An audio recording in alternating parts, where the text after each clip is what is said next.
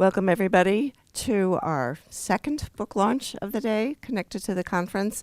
And we are here with our own copies of Joanna's wonderful book, Disgrace, Global Reflections on Sexual Violence. And there are also flyers at the entrance.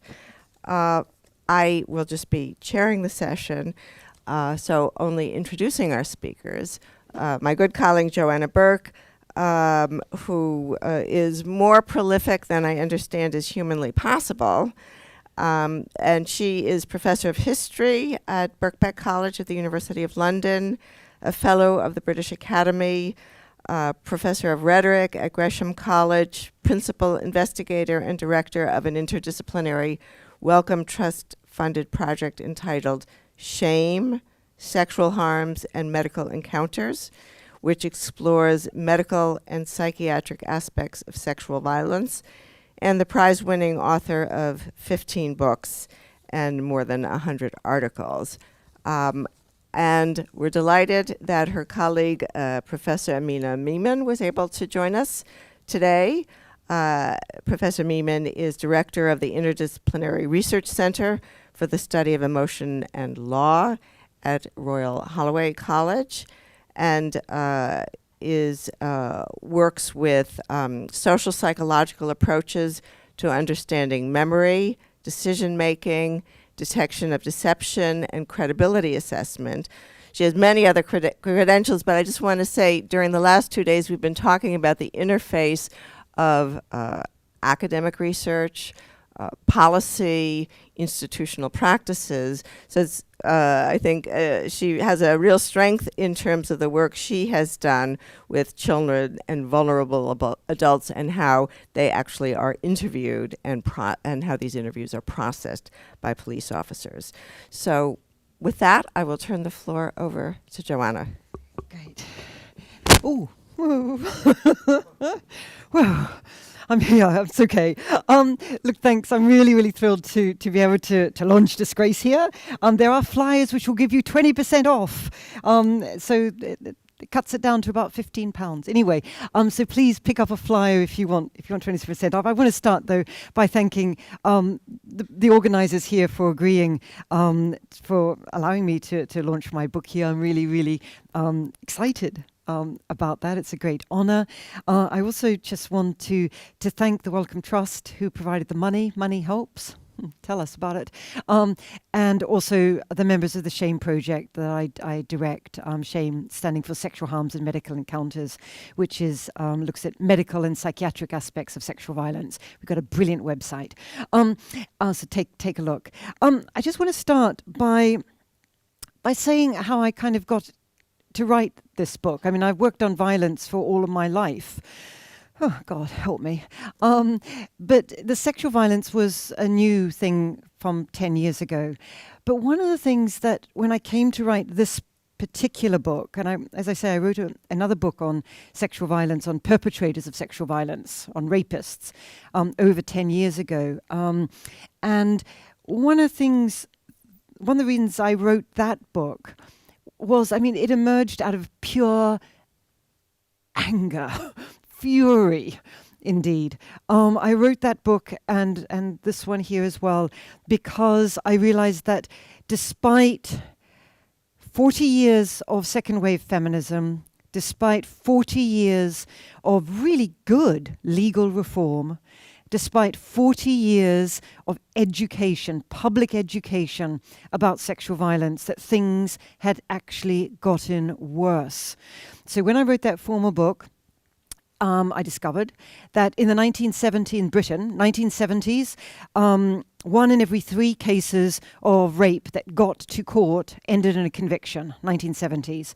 1980s, 1 in 5. Ended in a conviction. 1990s, 1 in 10 resulted in a conviction.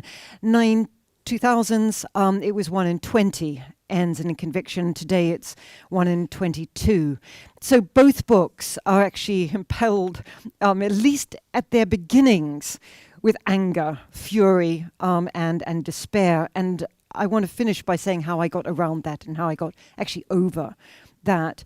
And one of the things that for this book, and it's the way I start this book, is I find the arts, and we had a wonderful paper today about the arts in a negative way. But for me, the arts can actually also move in a really positive way. And for me personally, poetry is the thing that really impels me to work on something. It provides me personally with insights that I don't get elsewhere.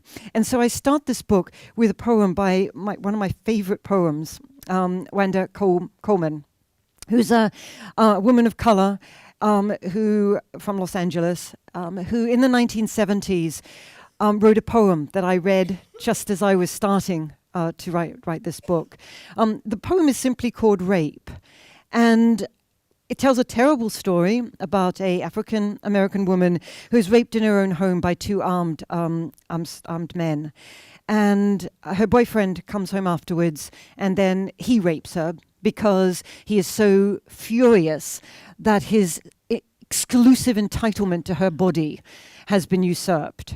Okay, the two rapists then, when they leave, they pretend that it was a consensual sort of romantic encounter. But it's the way the poem ends that really affected me, because the poem ends with the words, "She waited until she was certain they wouldn't return and kill.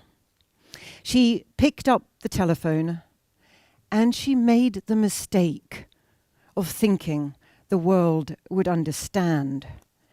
And that was the poem, the end of the poem, that really kind of affected me and encouraged me to write a global history of sexual violence, to take me out of my comfort zone, which was very much Anglo-American, it was British-American, Australian, New Zealand, and actually to think in different ways, and I hope to say at the end of this talk in positive ways, about sexual violence in our community, what we can do about sexual violence in our community. And I'm just going to read just literally less than 5 minutes from the book, if that's okay. Right near the beginning of the book, I'm talking about the difficulties of writing global histories.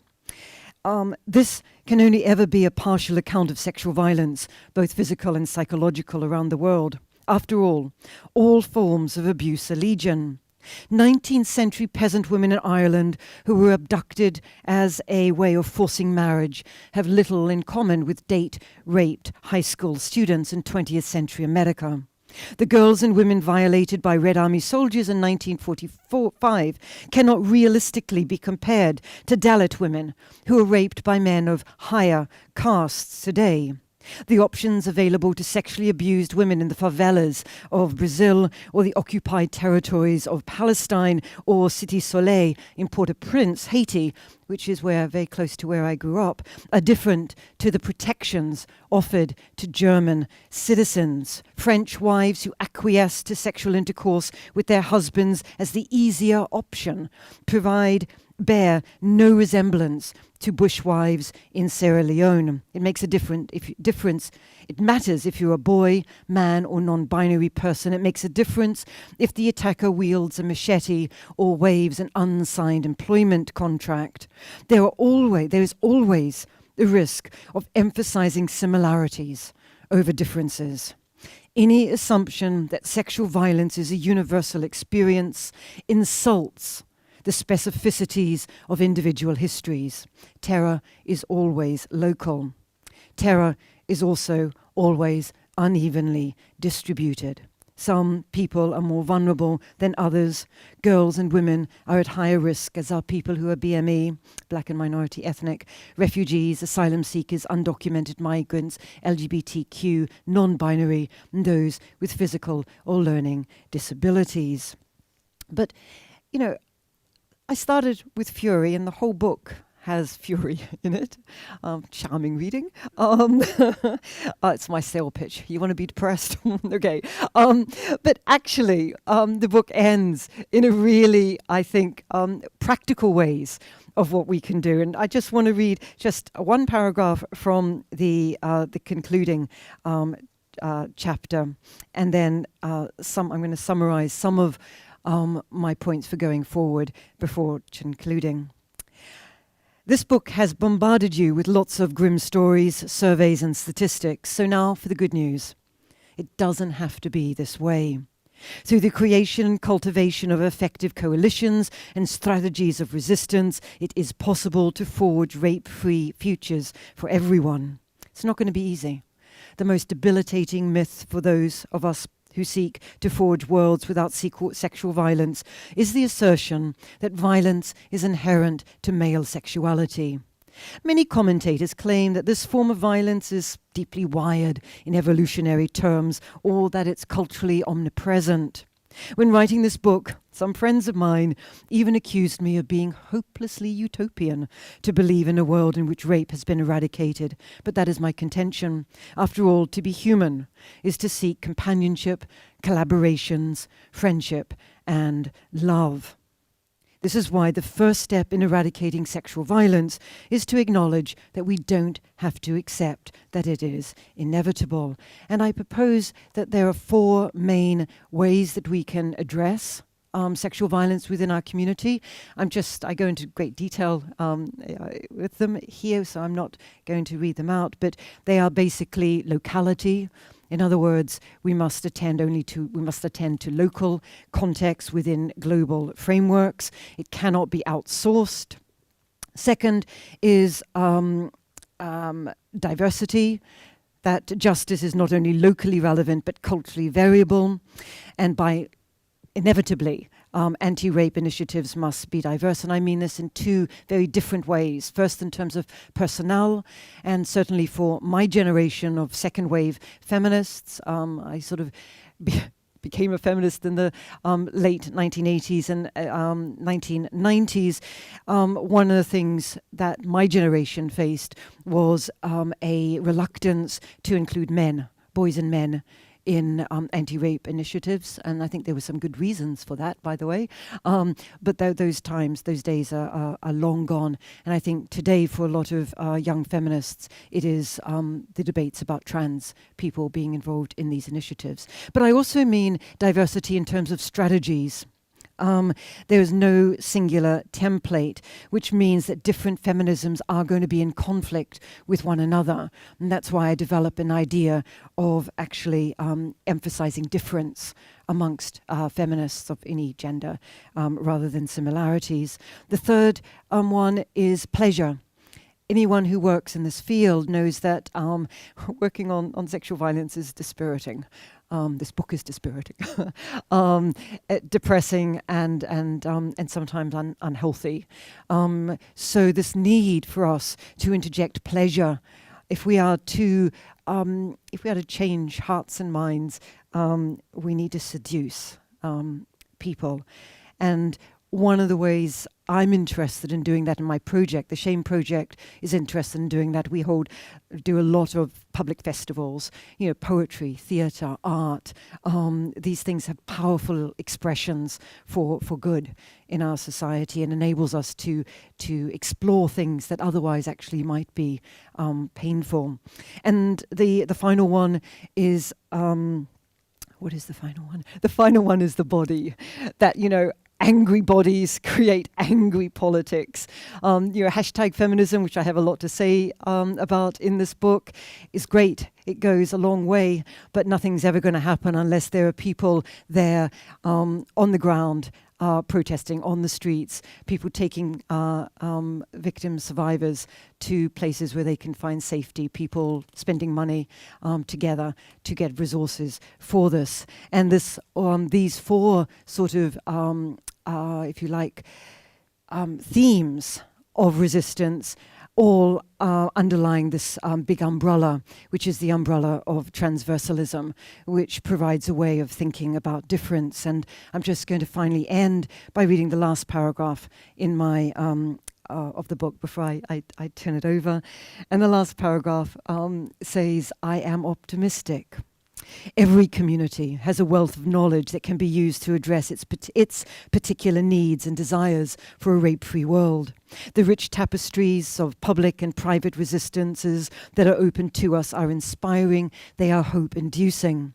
Wherever we are situated, as academics, homemakers, labourers, shopkeepers, secretaries, publishers, journalists, civil servants, teachers, students, entertainers, unemployed, novelists, artists, lawyers, doctors, scientists, and so on, we can make a difference in our local contexts.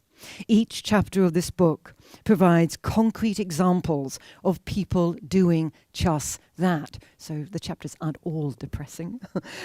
Effective activism requires each of us to exploit our specific proclivities, skills, and spheres of influence. Intersectionality provides us, or reminds us, if you like, of difference, while transversalism provides ways of acting together while embracing our difference. And these are powerful goals, or powerful tools towards achieving a shared goal. It is a task that will require the political, ideological, and discursive labour of every global citizen. And that's how I end it. Thank you. Over to you.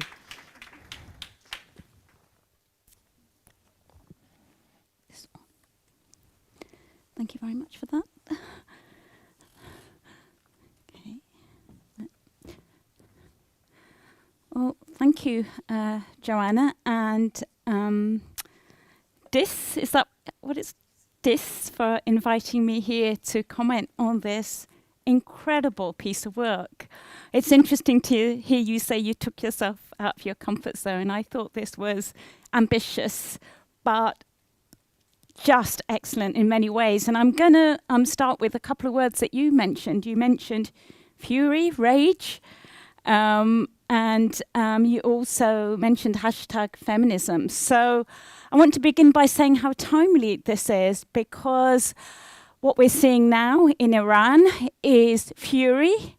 We're finally seeing active protests against the regime. But who are the activists here? They are women who are not using social media, but they are cutting their hair in protest. They're not protesting against their religion or religious beliefs. They're only protesting against the freedom to be able to not wear a hijab or a niqab or a headscarf. Many of these are women who would daily wear the niqab, and they're doing this as we've never seen before. And I think it's really important for us to be, as discussed at this today, thinking about why don't we have a non-culture bound model of trauma? Because I don't think we have. We don't really have a non-culture bound understanding of PTSD. And I think this is a remarkable piece of work that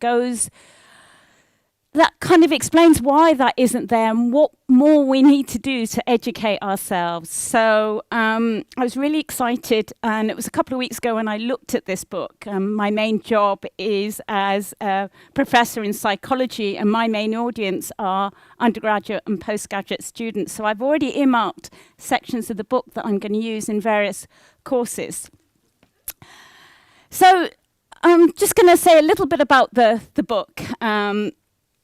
It's, as alluded to by the title, and I'm quite curious as to the choice of word disgrace. I think it's a good word. I think shame might have been another word you could have used here. But what Joanna has done is, with a historical, interdisciplinary and transglobal lens, presented very convincingly evidence as to why we need a transnational, intersectional approach to understanding sexual violence, and why this is currently missing.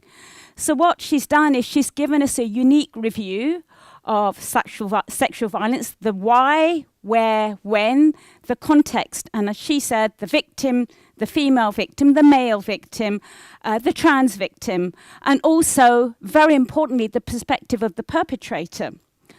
And I think what the book does really well, and it does take us through sexual violence during conflict as well as outside conflict, also looks at why it can be seen as normalized behavior in a relationship and within a marriage, and why it can occur within a community and be silenced, and how it can impact not just the individual, but the entire community. And this is truly a global perspective. She discusses why sexual violence in many societies isn't exclusively private, but how sexual violence and harm destroys, and this is your words, worlds of sociability. Moreover, Joanne's analysis of the perpetrator as a victim strengthens the arguments that she makes throughout the book, that in order to truly understand sexual violence, we also need to look at the perpetrator, to quote, and again her quote, victims of their own monstrous agency.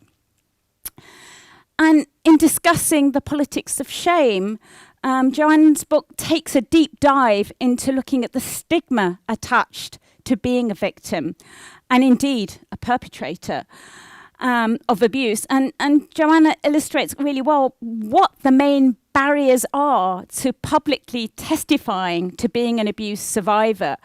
And a particularly strong, far-reaching emotion, especially amongst minoritized women and groups, is shame.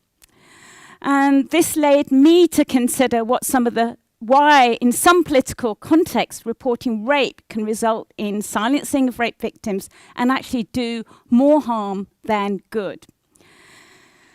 As a psychologist, I actually found many of the chapters fascinating, but especially the ones exploring justice and injustice in rape cases globally. I found them fascinating in their scope, as for example, how spiritual beliefs can shape victim responses to sexual violence. And as a social psychologist, one of the hypotheses that I'm talk about as an explanation for why victims may be blamed or not come forward is the just world hypothesis, very prominent within the field, that renders the belief that we live in a just, fair, equitable world where we're responsible for our own fate, and this obviously can result in victim blaming and self-blaming for not having escaped the abuse. And Joanna illustrates how powerful this is in Eastern cultures. For example, the Buddhist belief that bad karma is brought about by sins committed in somebody's prior life, as well as those committed by dead ancestors. And that might make the kin, and the kin here are the family members who can suffer from vicarious trauma, and might make them so reluctant to seek help, even when they see their kin damaged by the harm. And later on, Joanna looks at the myths surrounding rape victims and victim blaming perpetuated in texts, including in early medical jurisprudence texts. This pathologizing, medicalization of rape and sexual violence that was also alluded to this afternoon. And I also think it's really timely, Joanna, that your book discusses the protectors of the perpetrators. And you illustrate, throughout the world that sexual predators can be found amongst respected community leaders in the geopolitical South. And, you talk about, very interesting for me as a non-historian, the kind of high-profile rapes committed in the 60s, 70s, 80s by police, the civil war in El Salvador, the police and military in South Africa, and of course more recently in the UK, we had the rape and murder of Sarah Everard that resulted in tremendous rage. Rightly, it fueled much anger. But how many of us saw it as yet another abuse of power from a protector? It's rooted in history.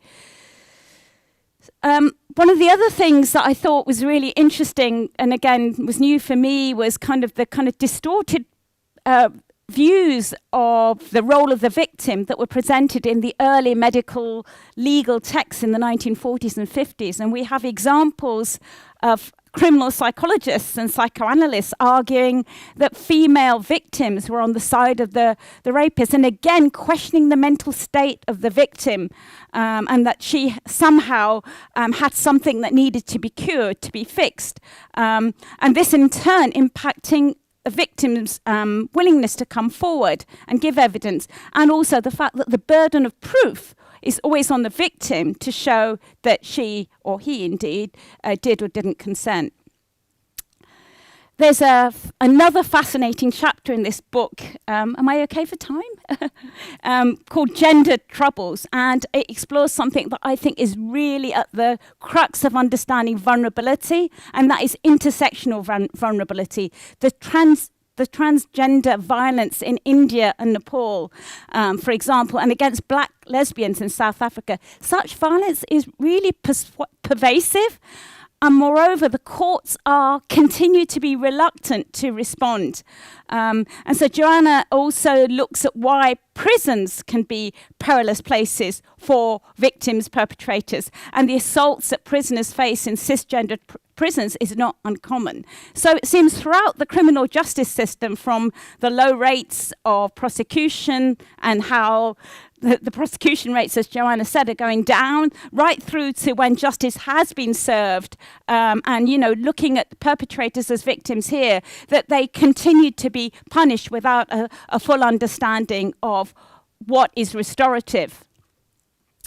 In the same chapter on gender troubles, Joanna, you also look at the history and prevalence of conflict-related violence amongst female combatants, and I think that was also touched on today, such as the Rwanda in 1994 during the Rwanda genocide. And here as well, you've got power inequalities and injustices that turn females into perpetrators of rape. But these women too have been victims of sexual atrocities. And Joanna questions where there are this whole notion of whether someone who commits these atrocities is mad and bad, and how distracting that can be without considering caste, class, race, respectability. And this turns to another very important point, which concerns how colonialist prejudices distort our understanding of why rape continues to be perpetuated. And I think a prominent example is the coverage that what's now become known as the Delhi gang rape of Jurity Singh, where her perpetrators were actually young male rapists from the lowest caste in India. But despite that, they were portrayed as constantly being from a backward misogynistic culture, therefore perpetuating stereotypes of the perpetrator and you know, not helping us understand why these kinds of incidents continue to occur. And there were the kinds of rapes against the Daltitas. They were some that occurred in retribution. So members of the caste were raped in response to the rape of Jurity Singh as a punishment to the perpetrators there. In her chapter on reckonings, I think it's really interesting. Another interesting angle is how aggression committed by men from ethnic minority groups is blamed on culture. Very similar again to the kind of blame that you saw in response to the I think 5 young males who were the rapists in the Delhi gang rape. So I've spoken for quite a bit of time, and I think I'll kind of wrap up by saying I admire the optimism that you have, Joanna, in saying, can we have a future without sexual violence? I think it's important. This is a really difficult area to work in, to teach about, to hear from victims, to see how perpetrators are stereotyped, and to look at the kind of current, at least from the UK's perspective, at the appalling statistics that Joanna talked about. I think I agree with you. We do need to work more at a local level and take ourselves more outside of our comfort zones to try and understand perspectives at a global level. I think we do need to have more diversity in and especially understand the intersectional vulnerabilities, and we do need to hear from boys, men, trans, as well as the women, and we do need to realise that there is no singular model. We need to understand that #feminism hasn't got all the answers, and that what's happening in Iran right now is really powerful. And my heart goes out to those women and hopefully the men who are supporting those those women out there who are just trying to change one small thing. Even that, when I read the press accounts, they're like, "Oh, these women are furious about their religion. They don't want to be practicing Islam anymore." And that's not even correct. It's just one thing: the wearing of the hijab, the headscarf, which my parents tried to get me to do.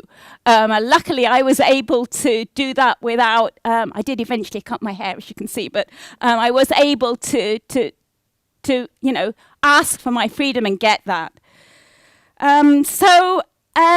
I look forward to kind of using this book as a resource in my own work, as a source of inspiration, and I'm hoping that my students are going to read this book, and I hope many of you will really take a deep dive, as I have, into this book. And I'd like to end by just thanking you, Joanna, for writing this book.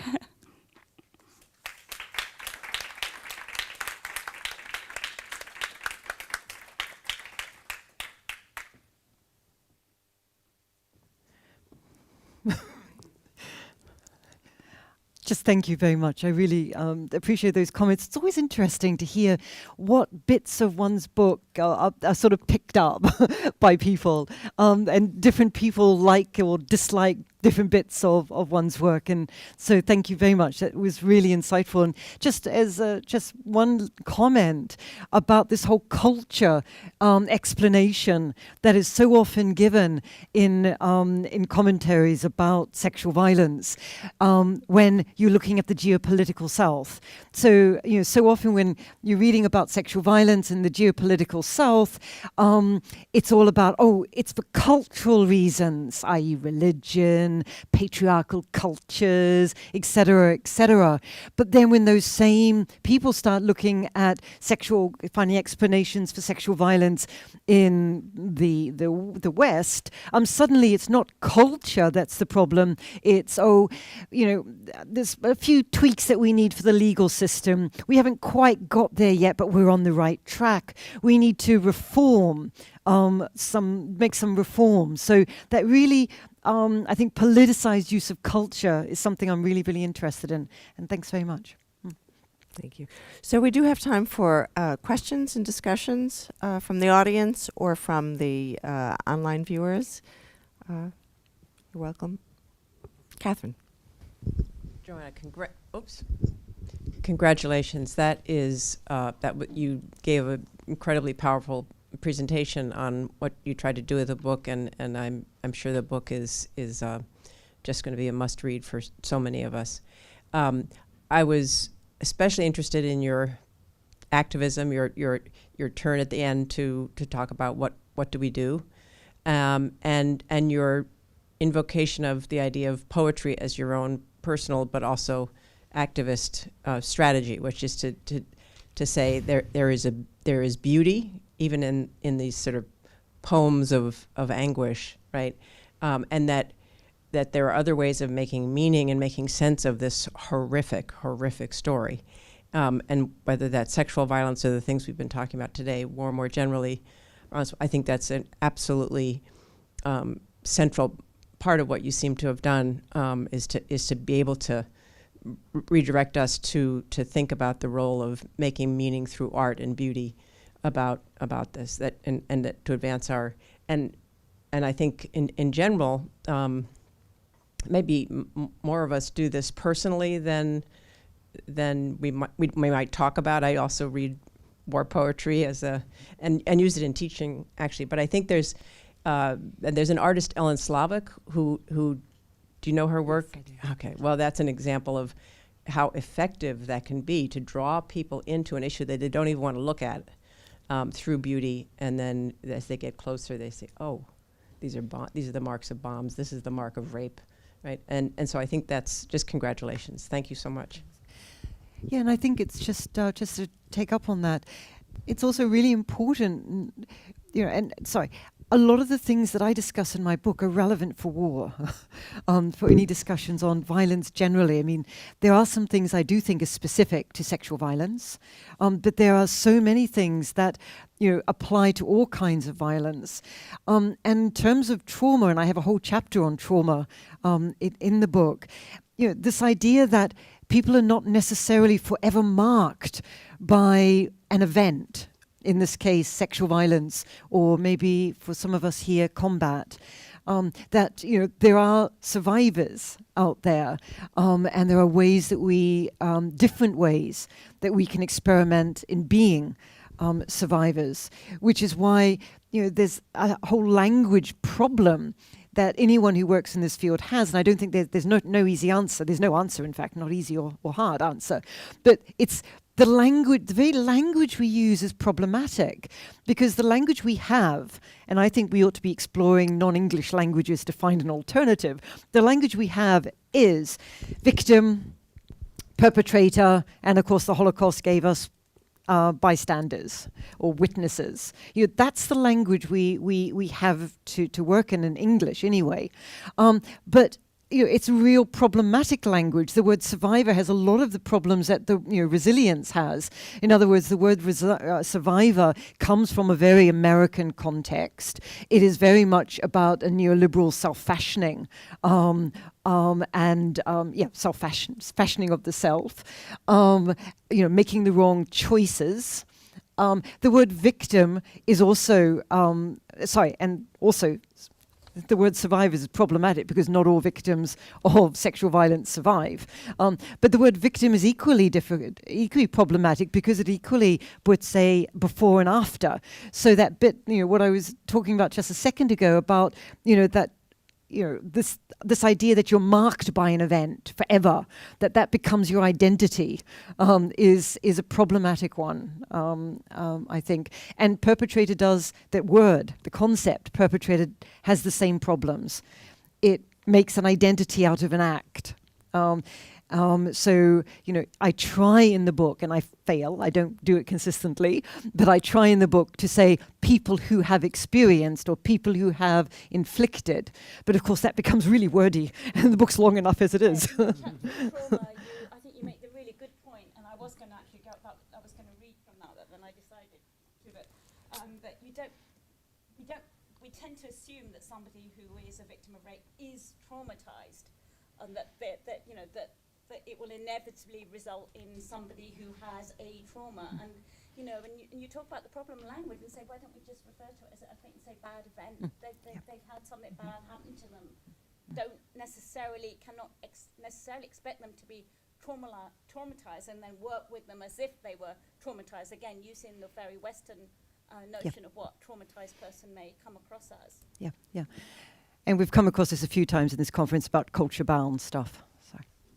This woman in the brown shirt. Yeah, I also wanted to say congratulations, and I can't wait to get my hands on it, even though I'm sure it won't be a very enjoyable experience to read it. It will be. There's full of strong women. That's great news. So my question kind of picks up on the discussion you've already started on terminology.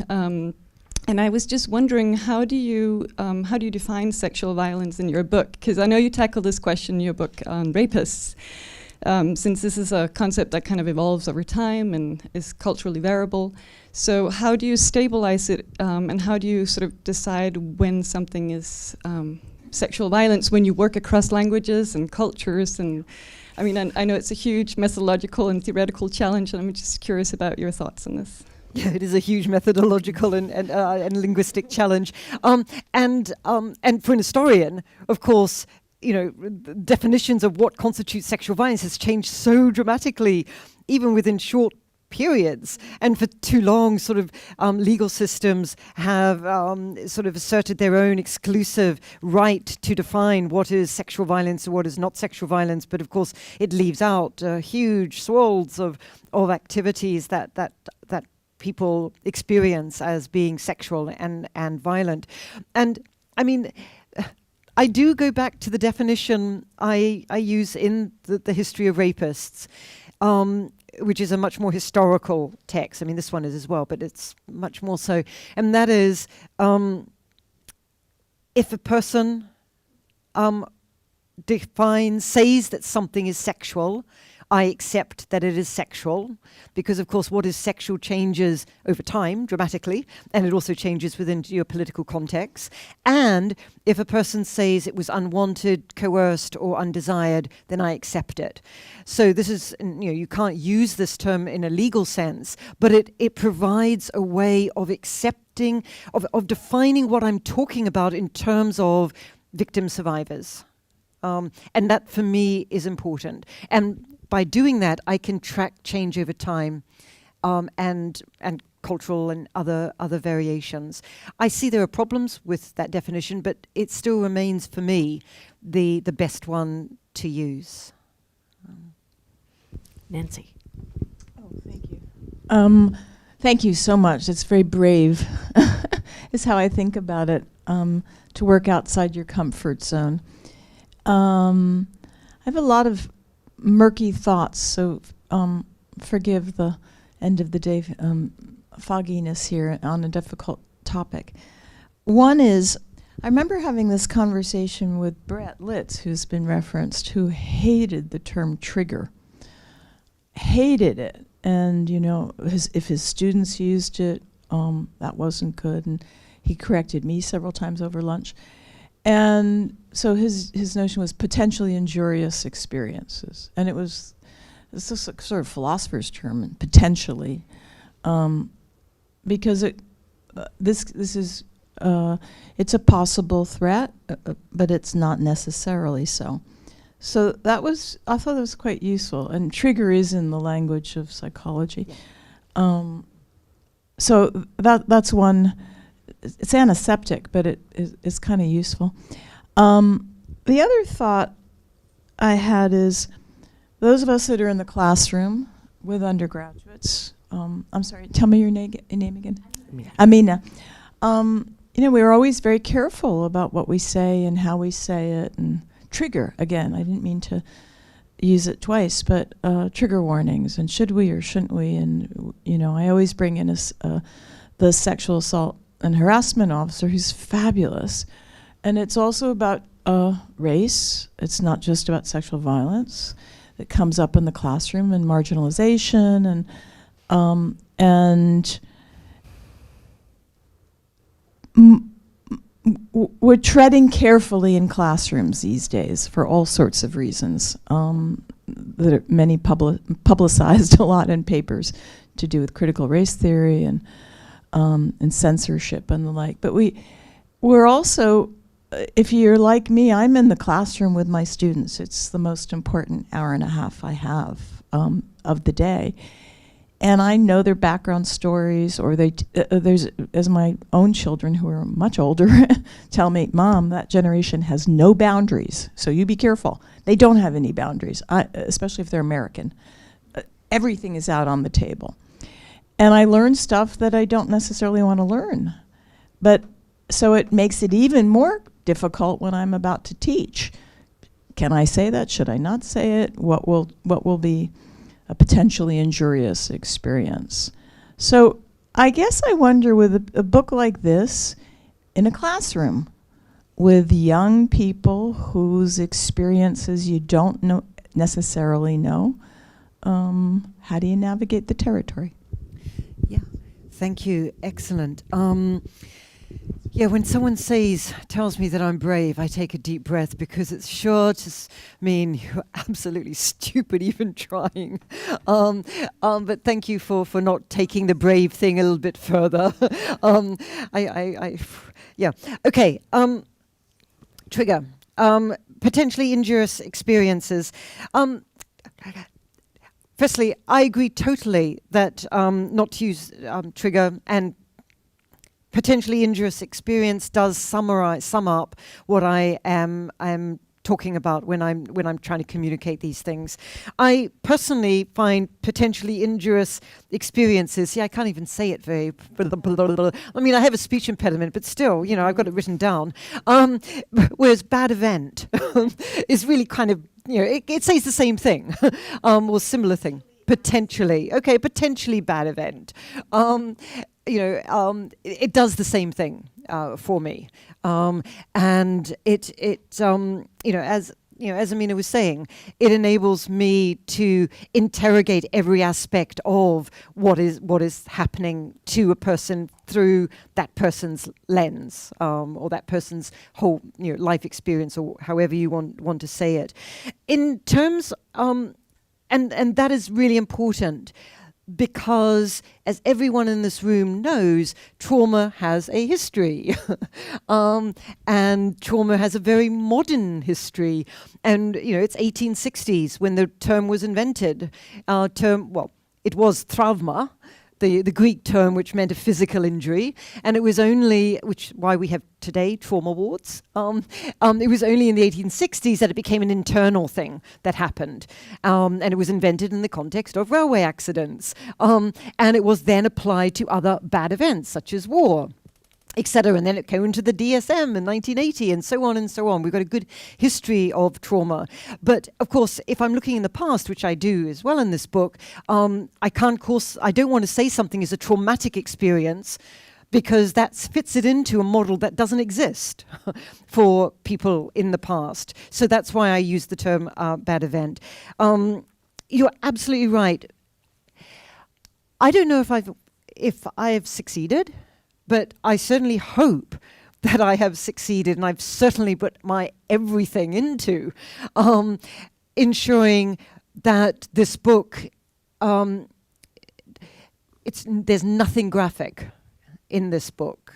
No one ever knows what is going to trigger someone. Just reading the word sexual violence is triggering for a lot of people. So there's limits to what I can do. In that, but the alternative is shutting up totally, and there's no way I'm going to shut my gob. But certainly, I've had lots of young people read this book for me, precisely because, I've got an old eye. I've been working on violence. I'm brutalized, about all that stuff, and other people aren't. This book has been read in draft by a lot of survivors, a lot of victims. A lot of people who say they didn't survive, haven't survived in some way.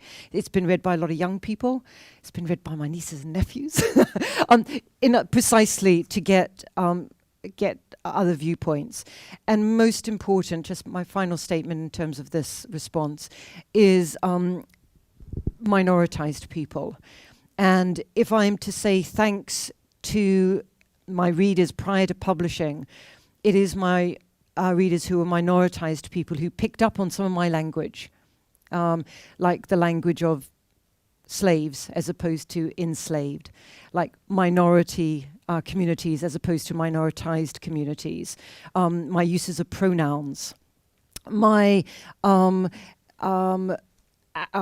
blindness to a disability. In fact, I've now written a few articles on disability and sexual violence, but I was blind to so many things that people feel are really important for them. So if there's thanks for any of my previous readers, it's to those readers. Just to add, Amina, you need to unmute your microphone. Sorry. Just as Nancy's point made me think about, another group that could really benefit from your book, and that's investigators, because when I talk to investigators, especially when they're kind of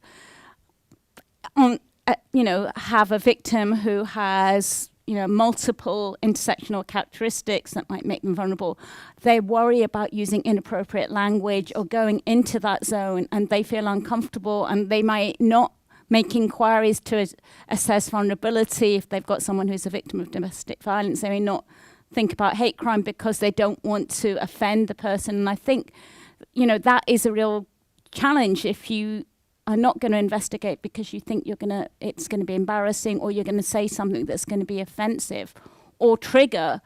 So I think even for good motives, like you don't want to trigger someone. Yeah. Yeah. So I think.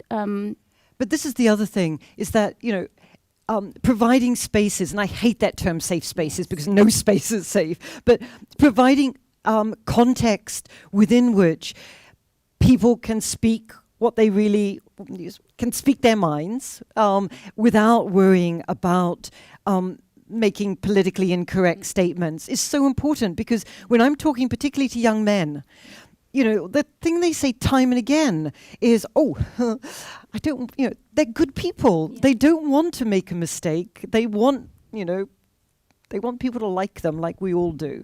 Yeah. And yet sometimes they may use language that is not quite what I would think is right or proper.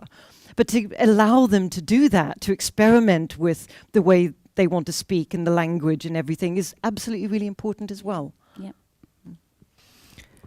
Okay, I think this is a fine note to end on. We're talking about movement to the future, and to talk about how you teach, who reads, how investigators should speak what language are very much questions to move us forward to the future. So thank you all so much, and thank you, of course, Joanna and Amina for joining us. Thank you.